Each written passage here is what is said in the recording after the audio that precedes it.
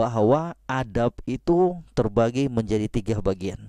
Ya, adab itu menjadi 3 bagian. Yang pertama kata para ulama, al-adab ma'allah.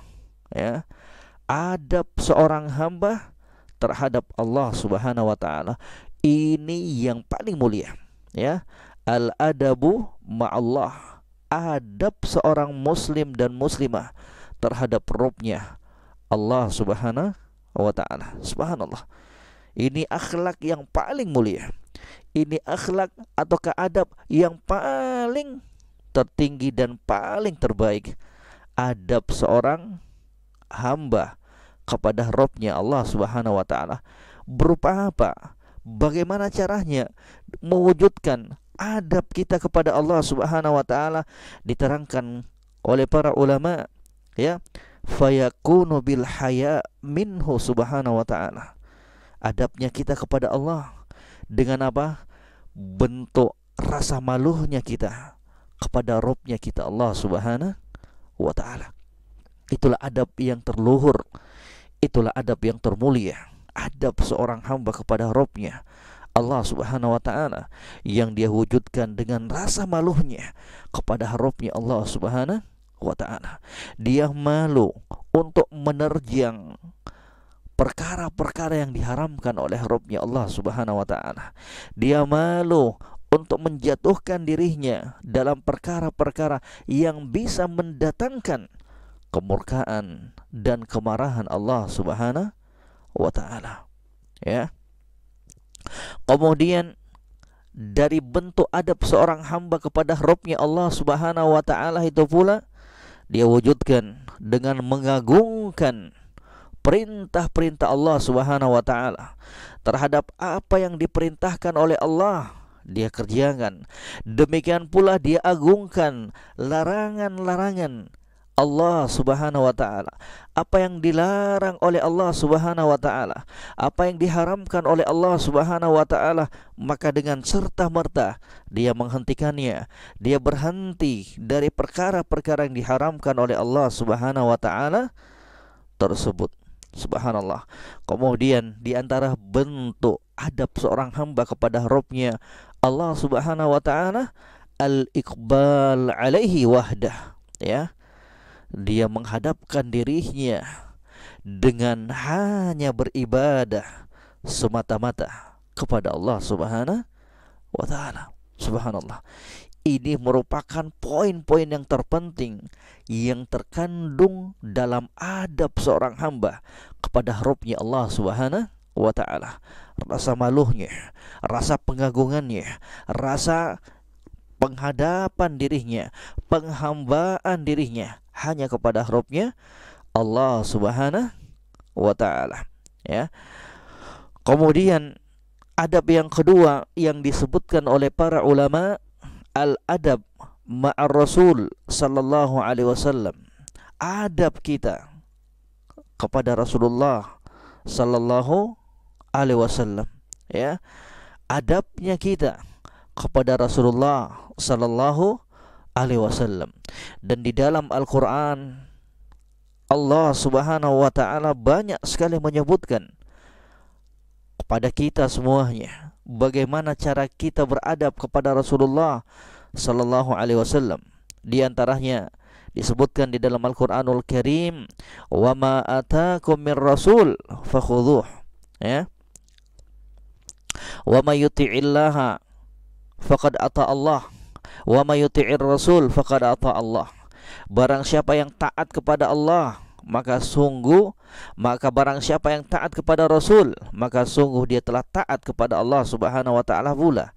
Karena apa-apa yang diperintahkan oleh Rasul, itu pula yang diperintahkan oleh Allah Subhanahu wa ta'ala. Tidak akan mungkin junjungan kita Nabi Muhammad sallallahu alaihi wasallam berbicara terhadap agama ini kecuali wahyu yang diwahyukan oleh Allah Subhanahu wa ta'ala.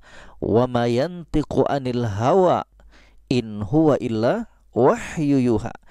Dan tidaklah Nabi sallallahu alaihi wasallam itu berucap, mengeluarkan sebuah statement dalam urusan agama ini kecuali wahyu yang diwahyukan oleh Allah Subhanahu wa ta'ala. Maka bentuk adab seorang hamba kepada Rasul sallallahu alaihi wasallam dia wujudkan dalam bentuk at-taslim lahu wal inqiyadu li amrihi wa talaqqi khabarihi bil qabul wat tasdiq. Bentuk adabnya kita kepada junjungan kita Nabi Muhammad sallallahu alaihi wasallam adalah dengan pasrah diri, dengan menundukkan hawa nafsunya kita, dengan cara kita tunduk terhadap perintah Rasulullah sallallahu alaihi wasallam. Kemudian kita wujudkan pula adabnya kita kepada Nabi sallallahu alaihi wasallam dengan cara kita menerima khabar-khabar yang disampaikan oleh junjungan kita Nabi Muhammad sallallahu alaihi wasallam. Kemudian kita benarkan khabar yang sahih tersebut yang dinukilkan dari junjungan kita Nabi Muhammad sallallahu alaihi wasallam. Sekali lagi, bentuk adab seorang hamba, seorang muslim dan muslimah terhadap junjungan kita Nabi Muhammad sallallahu alaihi wasallam adalah dengan sikap pasrah kita, tunduknya kita, dan sikap lapang dadahnya kita untuk menerima berita-berita yang telah disampaikan oleh junjungan kita Nabi Muhammad sallallahu alaihi wasallam, untuk kita benarkan apa yang disampaikan oleh Nabi sallallahu alaihi wasallam, walaupun terkadang apa yang disampaikan oleh junjungan kita Nabi Muhammad sallallahu alaihi wasallam itu tidak sampai dan tidak mampu untuk diliputi oleh akalnya kita.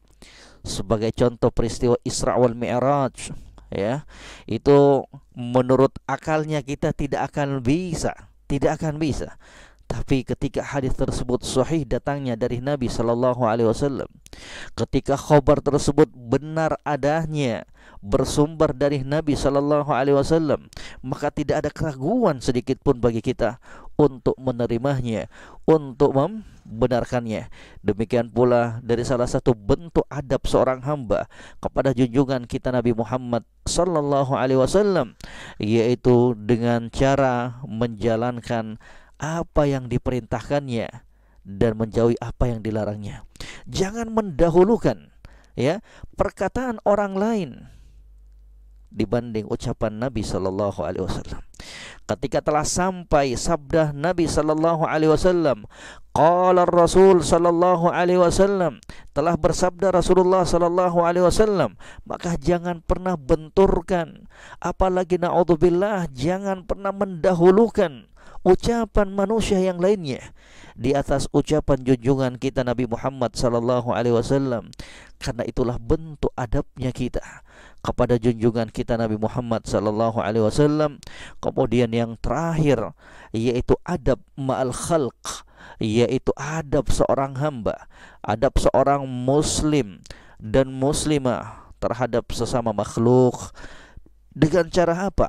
Bagaimana bentuknya? Yaitu dengan cara apa? Berakhlak dan bermuamalah, berinteraksi dengan manusia sesuai dengan tingkatannya masing-masing. Ya, itu adab, itu akhlak terhadap sesama manusia. Kita tempatkan manusia sesuai dengan porsi dan kedudukannya masing-masing. Tentunya adab kita terhadap kedua orang tuanya kita akan berbeda dengan adabnya kita terhadap teman seangkatan dengan kita. Adabnya kita terhadap seorang guru tentunya akan beda dengan akhlaknya kita atau keadabnya kita ketika kita bercengkrama dan berinteraksi dengan anak-anak kecil, dan demikian seterusnya. Masing-masing ada adab-adab tersendiri dalam berinteraksi terhadap sesama makhluk. Ini 3 adab yang disebutkan oleh para ulama. Yang pertama, al-adabu ma'allah, adab seorang hamba terhadap Rabb-Nya Allah Subhanahu wa taala. Kemudian yang kedua, al-adab ma'ar Rasul sallallahu alaihi wasallam, adabnya seorang hamba terhadap Rasulullah sallallahu alaihi wasallam. Dan yang ketiga, adabnya al-adabu ma'al khalq, yaitu adab seorang hamba terhadap sesama manusia. Dan semoga Allah Subhanahu wa taala sekali lagi ya memberikan hidayah dan taufiknya kepada kita semua kaum muslimin dan muslimat dimanapun berada untuk bisa mewujudkan ketiga adab tersebut. Dari ketiga adab ini semoga Allah senantiasa memberikan kekuatan kepada kita untuk selalu menghiasi dirinya kita, karena sesungguhnya adab yang mulia, akhlak yang mulia itu merupakan pemberat timbangan kita pada hari kiamat kita. Pada hari kiamat kelak, pada hari kiamat kelak, di hari yang kita sangat-sangat membutuhkan modal untuk bertemu dengan Allah Subhanahu wa taala.